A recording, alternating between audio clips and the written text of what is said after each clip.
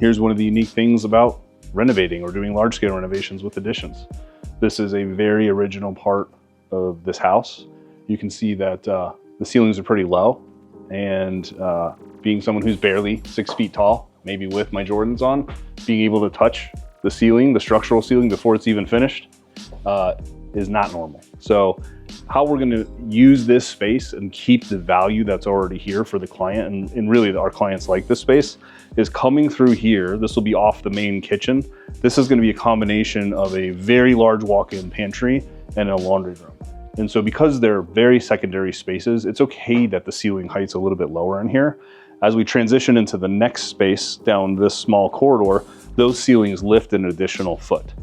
In order for us to get this ceiling height an additional foot taller, it's just less expensive to knock the whole thing down. And because we have a second floor above us, that's going to be our 5th full ensuite bedroom, it really just doesn't make sense to take a 2-story structure down to get very minimal results for a significant cost. So we're going to work with what this is, use some creative layouts, some creative storage planning and lighting to make this feel comfortable for our clients. Okay, the space I'm walking through now won't even be here when we're done. Again, the front's going to be a pantry and a laundry room, as well as there'll be an entrance into a powder bathroom right here. This room here that we're standing in will end up being a new drop zone from the garage, and from where I'm standing that way is going to be the new media room for our clients. So part of what happens when we're renovating something like this and we're keeping a large section of the home is we will come through, do all the demolition. We're inspecting all the underground lines that are remaining to make sure that they're in good condition. We're inspecting all the plumbing supply. We're inspecting all of the electrical. We're testing it all. Any low voltage that's here, we'd be testing that. Had this home had fire suppression, we'd be looking at all of those things as well.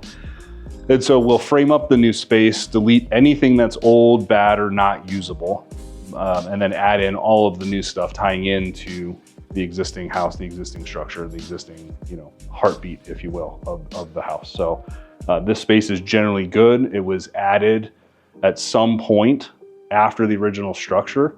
You'll see here that these are all fully engineered trusses and not conventional trusses. So it's newish for sure. And then this space will be pretty amazing, sound insulated for a decent sized media room for the family to use in their downtime. Okay, so just want to spend a little bit more time on this front office that we're gonna add to this property. It's gonna be just the single story. So it's gonna be built onto this property, come out and encompass the L shape of the front of the house, and all total is about 390 to 400 square feet. It's gonna have its own roof that's going to tie into the house. So the final product is gonna look essentially seamless. And by the time we're done restuccoing everything, changing the roof fascias and the new roofing for this structure as well as the old roofing, it'll all look like it was built originally with the house. And that's kind of one of the specialties or the niches that we focus on inside of large scale renos is whatever we add and mix in with the existing space, we always want it to have the form and flow of something that looks like it was built that way intentionally and originally. Thanks for spending some time with me at our Phoenix Revival project. For more information about what we do, which is large scale renovations additions, or if you want to learn more about this project, please subscribe, follow us along. We'll be posting videos each week about this project and other large scale renovations we do throughout the valley.